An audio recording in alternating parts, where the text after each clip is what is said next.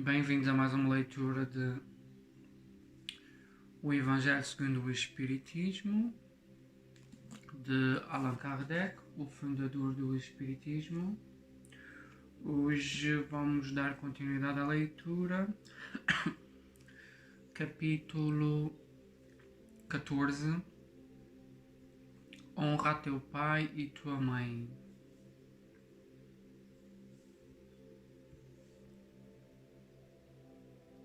Aqui iremos ver, ou iremos ler, piedade filial, quem é minha mãe e quem são meus irmãos, parentescos corporal e espiritual, instruções dos espíritos, a ingratidão dos filhos e os laços de família.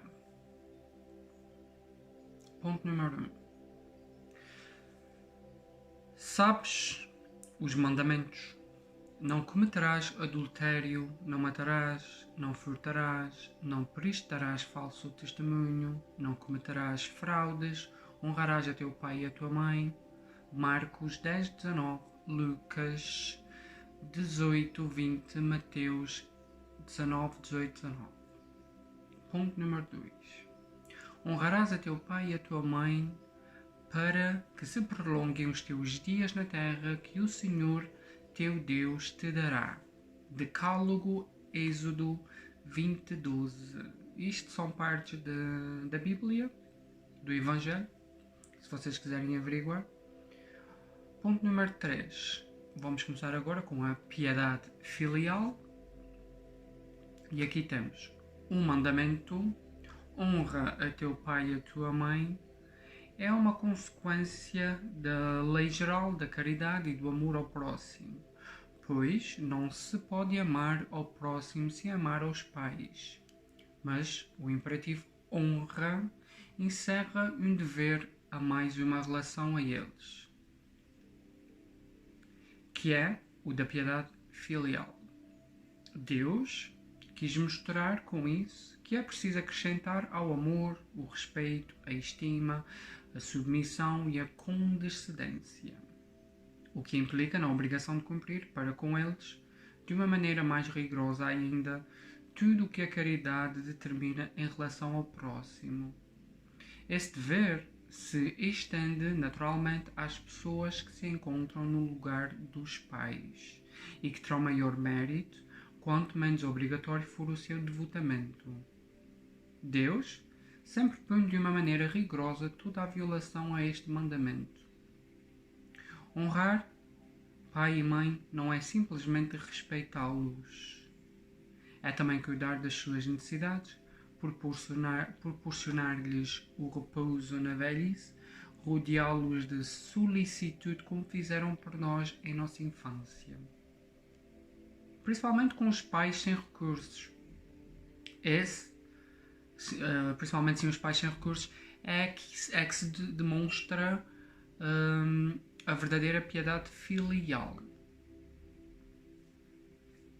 Satisfarão a esse mandamento aqueles que acreditam fazer um grande esforço, dando-lhes o estritamente necessário para não morrerem de fome enquanto eles mesmos de nada se privam. Ou seja, vamos reler isto aqui. Honrar pai e mãe não é simplesmente respeitá-los.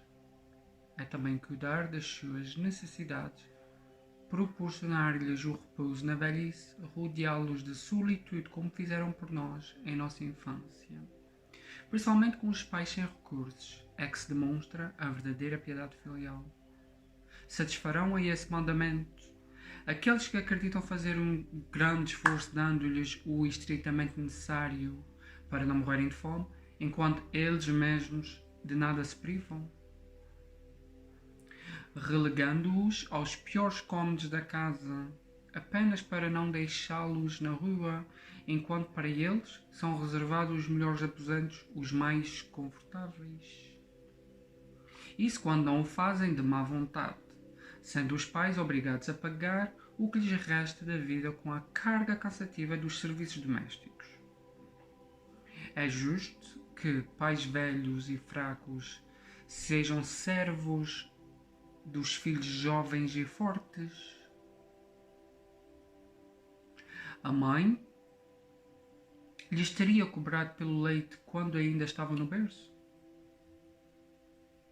Acaso teriam contado suas vigílias quando eles estavam doentes, os seus passos para proporcionar-lhes o cuidado necessário?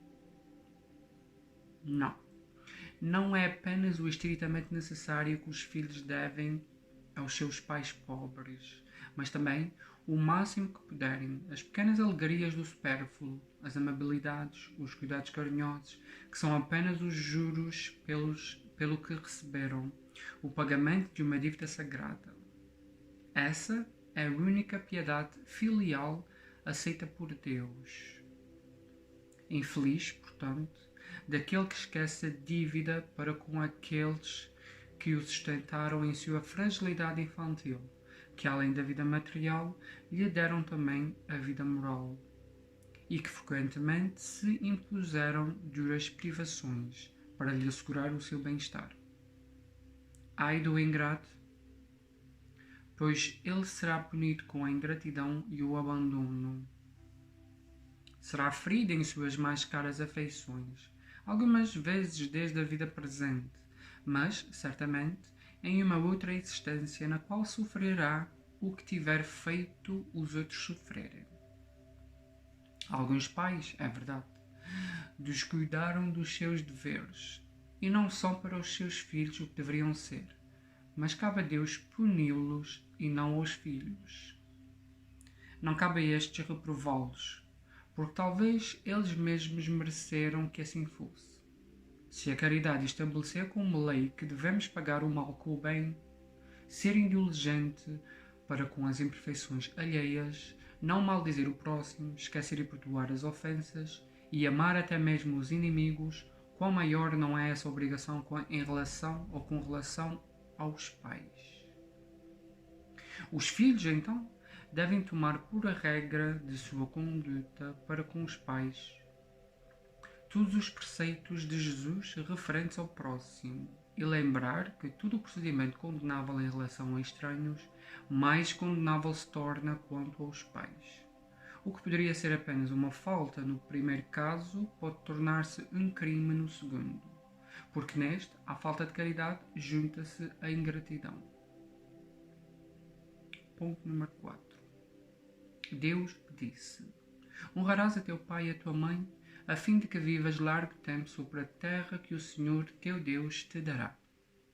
No entanto, porque promete como recompensa a vida na terra e não na vida celestial.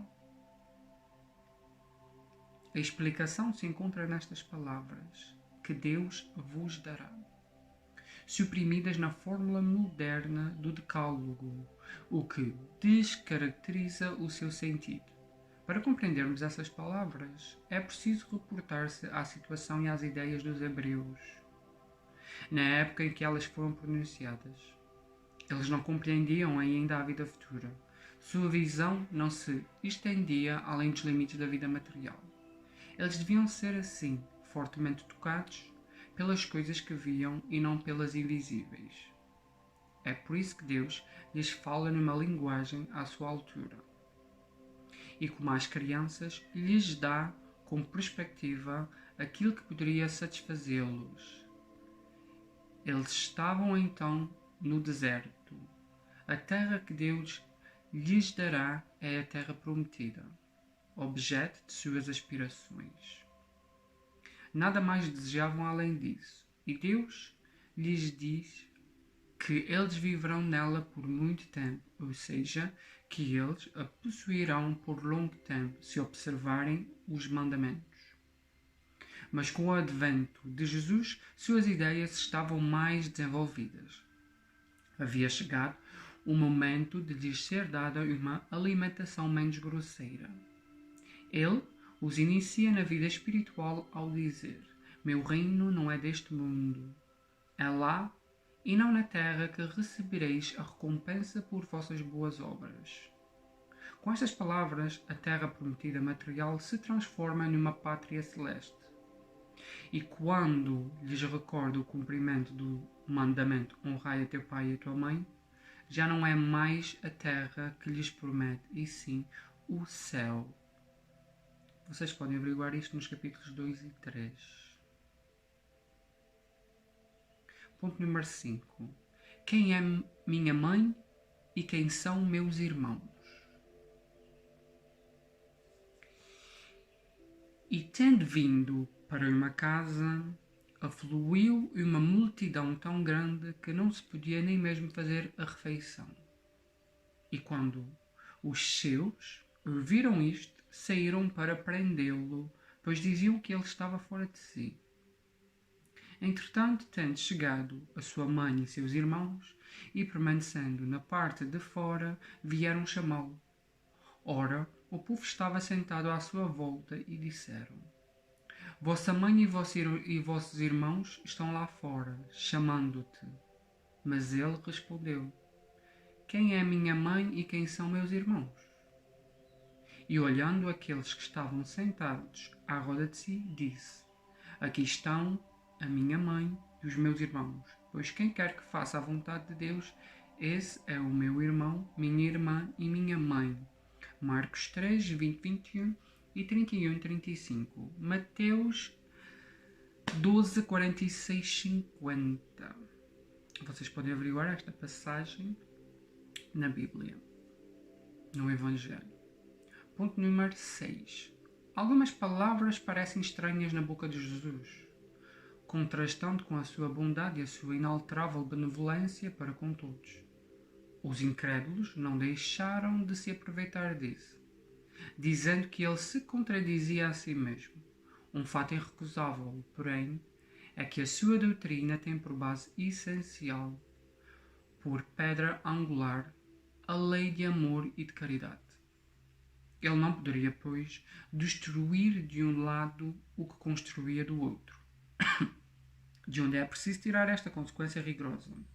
Se certas máximas estão em contradição com aquele princípio, é que as palavras empregadas foram mal reproduzidas, mal compreendidas, ou que não lhe pertencem.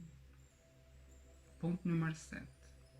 Admira-se, com razão, quando se vê nesta circunstância Jesus mostrar tanta indiferença pelos seus familiares e, da mesma forma, renegar a sua mãe.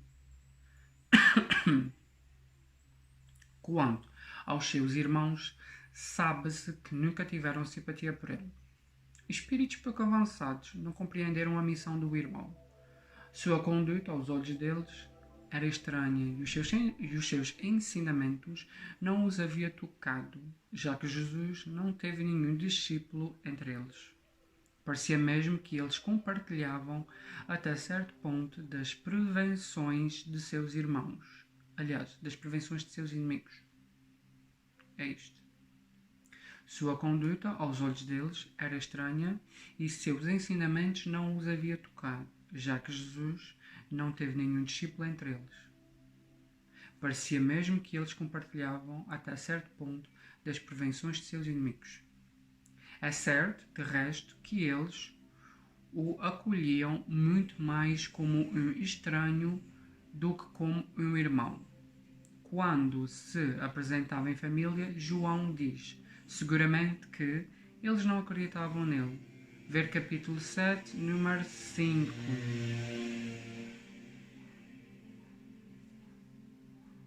Vocês podem ler no capítulo 7, número 5. Quanto à sua mãe, ninguém lhe poderia contestar a ternura pelo filho. Mas é preciso convir também que ela não parecia ter feito uma ideia muito precisa de sua missão, pois nunca se soube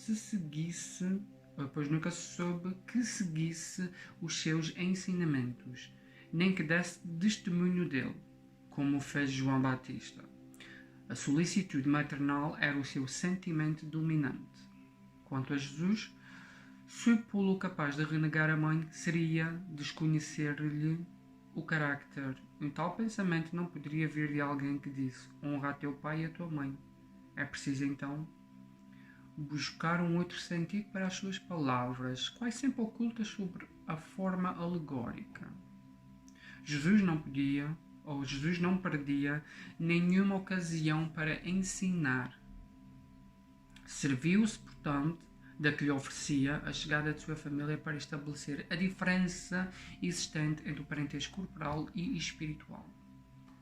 Ou seja, até agora o que temos visto e o que apareceu aqui na leitura é que a parte em que Jesus diz que aqui quem são meus irmãos, quem é a minha mãe, ou quem é a minha mãe e quem são meus irmãos, basicamente Jesus queria servir-se dessa oportunidade para demonstrar às pessoas em sua volta que existe aqui a chegada da sua família para estabelecer a diferença existente entre o parentesco corporal e o parentesco espiritual.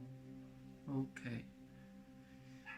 Então temos agora o ponto número 8, parentescos corporal e espiritual. Os laços de sangue não estabelecem necessariamente os laços espirituais. O corpo procede do corpo, mas o espírito não procede do espírito, porque este existia antes da formação do corpo. O pai não gera o espírito de um filho, ele apenas fornece-lhe o invólucro carnal, mas deve ajudar o seu desenvolvimento intelectual e moral para fazê-lo progredir. Os espíritos que encarnam numa mesma família, sobretudo entre parentes próximos, são frequentemente espíritos afins, unidos por relações anteriores que se traduzem por sua afeição durante a vida terrena. Mas pode ocorrer também que esses espíritos sejam completamente estranhos uns aos outros, divididos por antipatias igualmente anteriores, que se traduzem pelo antagonismo na Terra, para lhes servirem de prova. Os verdadeiros laços de família não são, portanto, os consanguíneos, mas os da simpatia e da comunhão de pensamentos, que unem os espíritos antes, durante e após a sua encarnação. Segue-se a isso que dois seres provenientes de pais diferentes podem ser mais irmãos em espírito do que se fosse pelo sangue. Eles podem, pois, atrair-se, buscar-se, tornar-se amigos, enquanto dois irmãos consanguíneos podem repelir-se. Como vemos todos os dias, problema moral que somente o Espiritismo poderia resolver com a pluralidade das existências. Capítulo 4, número 13. Há então dois tipos de famílias: as famílias pelos laços espirituais e as famílias pelos laços corporais. As primeiras, as famílias pelos laços espirituais, duráveis, fortificam com a evolução e se perpetua no mundo dos espíritos pelas diversas migrações da alma. As segundas, que são as famílias pelos laços corporais, frágeis como a matéria, extinguem-se com o tempo e frequentemente se desenvolvem moralmente desde a vida atual. Ou seja, repetindo, há então dois tipos de famílias: as famílias pelos laços espirituais e as famílias pelos laços corporais. As primeiras, que são as famílias pelos laços espirituais, duráveis, fortificam-se com a evolução e se perpetuam no mundo dos espíritos pelas diversas migrações da alma. As segundas, que são as famílias pelos laços corporais, frágeis como a matéria, extinguem-se com o tempo e frequentemente se dissolvem moralmente desde a vida atual. É isso que Jesus quis dizer aos seus discípulos com as palavras: aqui estão a minha mãe e os meus irmãos, ou seja, a minha família espiritual, pois qualquer um que faça a vontade de meu Pai, que está nos céus, é meu irmão, minha irmã e minha mãe. Ou seja, na parte anterior em que Jesus referia-se, aqui está a minha mãe e meus irmãos, quando eles foram chamar, ele está-se a referir basicamente a isso. Aproveitou a situação para distinguir família espiritual e família corporal, o que é que são. Voltando, a hostilidade de seus irmãos é claramente expressa no relato de Marcos, que já, segundo este, eles se propunham a apoderar-se dele sob o pretexto de que havia perdido o juízo. Quando, do anúncio de sua chegada, o conhecendo seus sentimentos em relação a ele, foi natural que Jesus dissesse, falando de seus discípulos sobre o ponto de vista da vida espiritual: aqui estão os meus verdadeiros irmãos. Sua mãe os acompanhava e Jesus generaliza a lição, o que não implica absolutamente que ele tenha pretendido dizer que a sua mãe, segundo o sangue, nada lhe significava como espírito e que ele lhe fosse indiferente. A sua conduta em outras circunstâncias provou suficientemente o contrário. Ponto número 9. Instruções dos espíritos, a ingratidão dos filhos e os laços de família. Aqui é o Espírito Santo Agostinho, Paris, 1822. A ingratidão é um dos frutos mais imediatos do egoísmo e sempre revolta os corações virtuosos. Mas a ingratidão dos filhos com relação aos pais tem um caráter ainda mais odioso. É especialmente sobre este ponto de vista que iremos analisá-lo, para verificar-lhes as causas e os efeitos. Aqui, como em toda a parte, o Espiritismo vem lançar a luz sobre um dos problemas do coração humano. Quando o espírito deixa a Terra, leva consigo as paixões ou as virtudes inerentes à sua natureza e vai, no espaço, aperfeiçoar-se ou permanece estacionário, até que queira esclarecer-se. Alguns partem, então, levando ódios intensos e desejos de vingança. Mas a alguns desses, mais avançados do que outros, é permitido entrever uma parte da verdade. Eles reconhecem os funestos efeitos de suas paixões e então mudam de atitude. Compreendem que, para chegar até Deus, há apenas uma senha: caridade. Caridade. Ora, não há caridade sem o esquecimento dos ultrajes e das injúrias. Não há caridade com ódio no coração e sem perdão. Então, por um esforço inaudito, voltam o seu olhar para aqueles que detestaram na terra e nessa visão sua animosidade desperta, revoltam-se com a ideia de perdoar e ainda mais a renunciarem, ou ainda mais a de renunciarem a si mesmos, mas sobretudo a amar aqueles que lhes destruíram, talvez a fortuna, a honra, a família. Entretanto, o coração desses infelizes está abalado. Eles hesitam, vacilam, agitados por ensinamentos contrários. Se a boa resolução triunfa, eles oram a Deus, imploram aos bons espíritos que lhes deem forças no momento mais decisivo da prova. Enfim, depois de alguns anos de meditação e preces, o espírito se aproveita de um corpo que se prepara na família daquele que detestou e pede aos espíritos encarregados de transmitir as ordens supremas permissão para realizar na Terra os destinos desse corpo que acaba de se formar. Qual será então a sua conduta nessa família? Ela dependerá de maior ou menor perseverança nas suas boas resoluções. O contato incessante dos seres que ele odiou é uma prova terrível, da qual muitas vezes sucumbe se a sua vontade não for bem forte. Assim, segundo a boa ou a má resolução que tomar, ele será o amigo, o inimigo daqueles em meio dos quais foi chamado a viver. Desta forma, se explicam esses ódios, essas repulsas instintivas que se notam em certas crianças e que nenhum fato anterior parece justificar. Nada, na verdade, nesta existência poderia provocar essa antipatia. Para encontrar-lhe a causa, é preciso lançar o olhar para o passado. Ó espíritas, compreendei neste momento o grande papel da humanidade.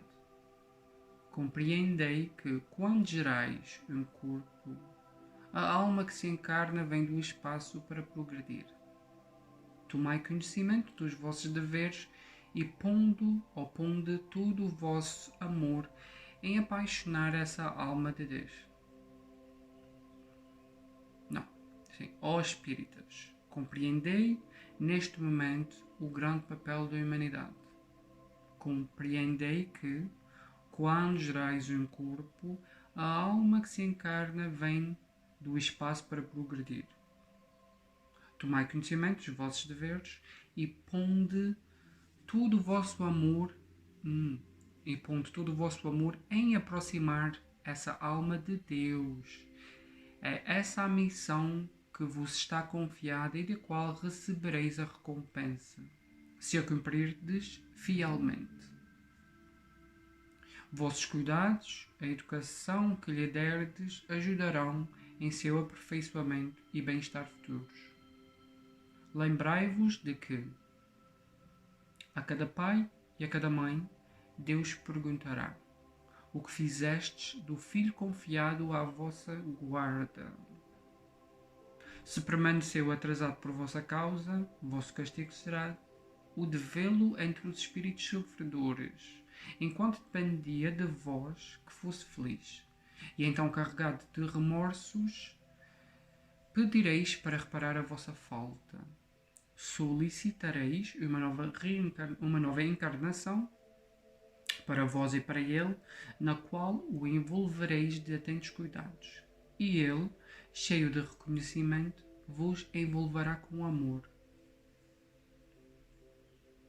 Não recuseis, portanto, o filho que no berço repele a sua mãe, nem aquele que vos paga com a ingratidão. Não foi o acaso que o fez assim e que vos-lo enviou.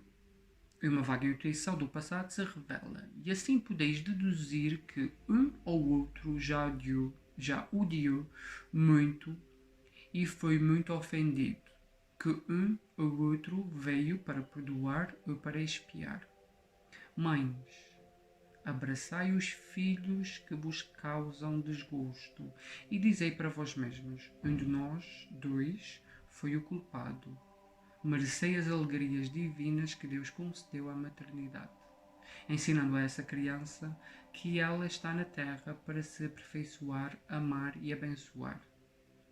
Mas, infelizmente, muitas dentre vós, em vez de extirpar pela educação as más tendências inatas provenientes das existências anteriores, entretêm e desenvolvem esses princípios por uma culposa fraqueza ou por descuido, e mais tarde, com o coração ulcerado pela ingratidão de vossos filhos, será para vós, desde a atual existência, o início da vossa expiação.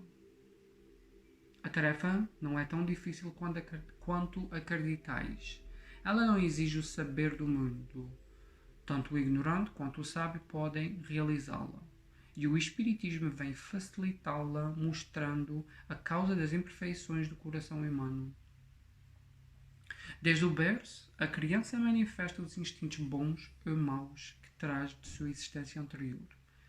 É preciso aplicar-se em estudá-los. Todos os males têm o seu princípio no egoísmo e no orgulho. Espreitai, pois, os menores sinais que revelam o germe desses vícios e esforçai-vos por combatê-los, sem esperar que eles lancem raízes profundas.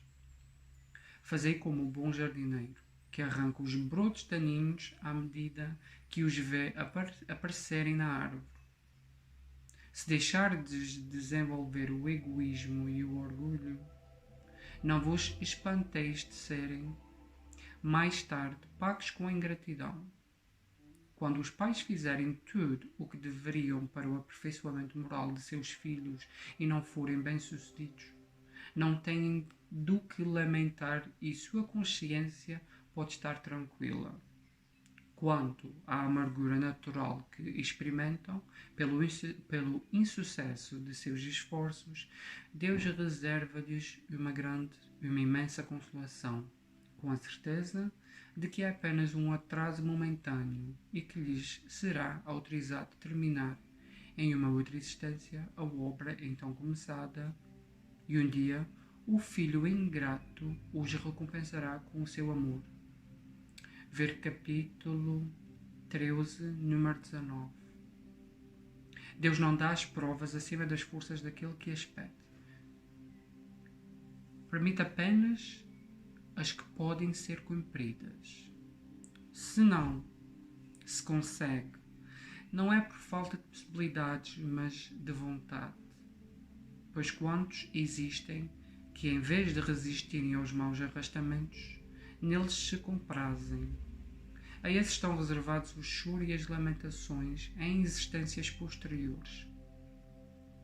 Admirais a bondade de Deus, que jamais fecha a porta ao arrependimento.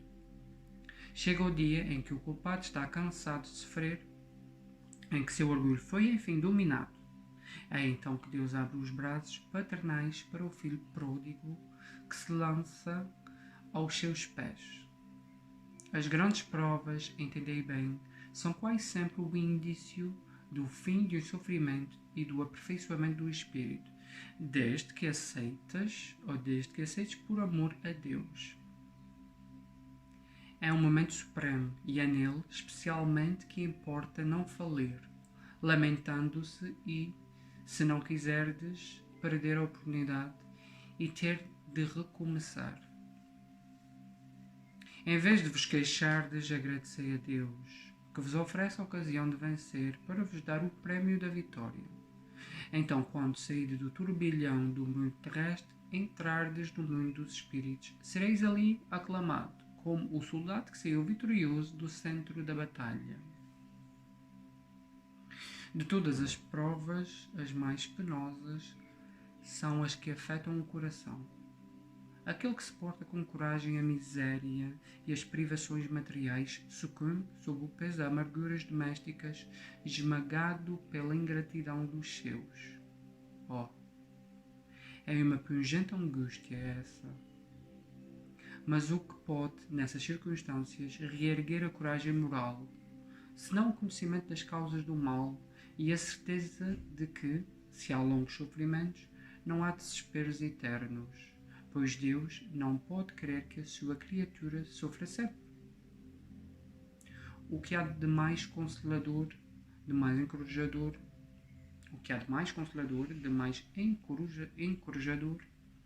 do que esse pensamento que depende de si, de seus próprios esforços, abreviar o sofrimento, destruindo em si as causas do mal? Aqui também é uma pergunta.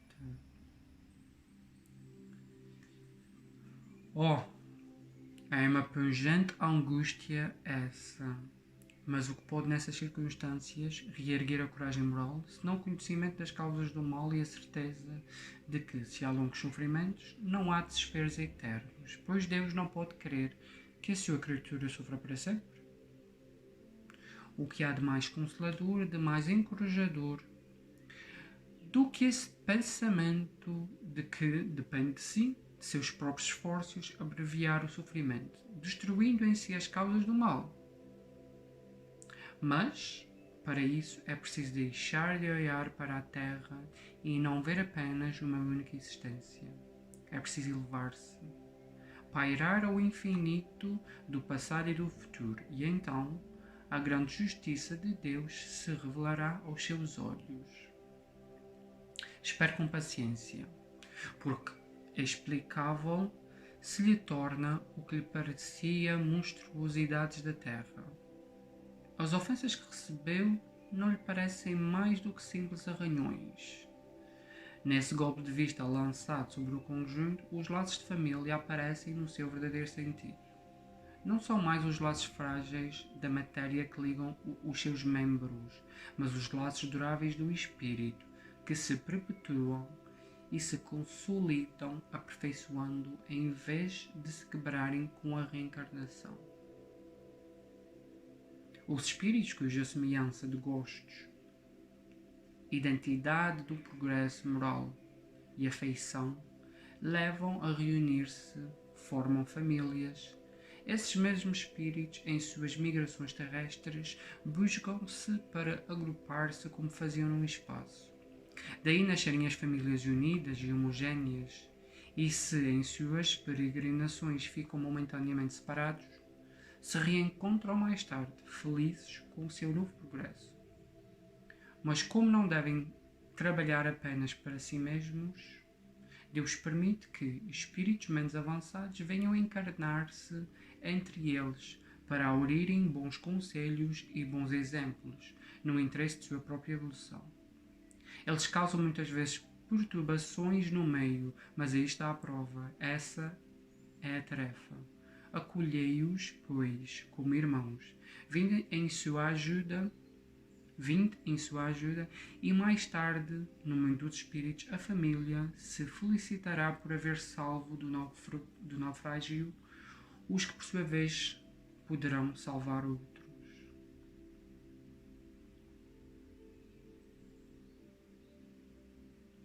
Repetindo este último parágrafo. Os espíritos cuja semelhança de gostos, identidade do progresso moral e afeição levam a reunir-se, formam famílias.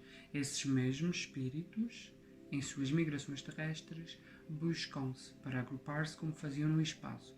Daí nascem as famílias unidas e homogéneas. E se em suas peregrinações ficam momentaneamente separados, se reencontram mais tarde felizes com o seu novo progresso. Mas como não devem trabalhar apenas para si mesmos, Deus permite que espíritos menos avançados venham encarnar-se entre eles, para aurirem bons conhecimentos e exemplos, no interesse de sua própria evolução. Eles causam muitas vezes perturbações no meio, mas aí está a prova. Essa é a tarefa. Acolhei-os, pois, como irmãos. Vinde em sua ajuda e mais tarde no mundo dos espíritos a família se felicitará por haver salvo do naufrágio os que, por sua vez, poderão salvar outros. Então, ficamos com a leitura do capítulo número 14 e vemo-nos na próxima leitura.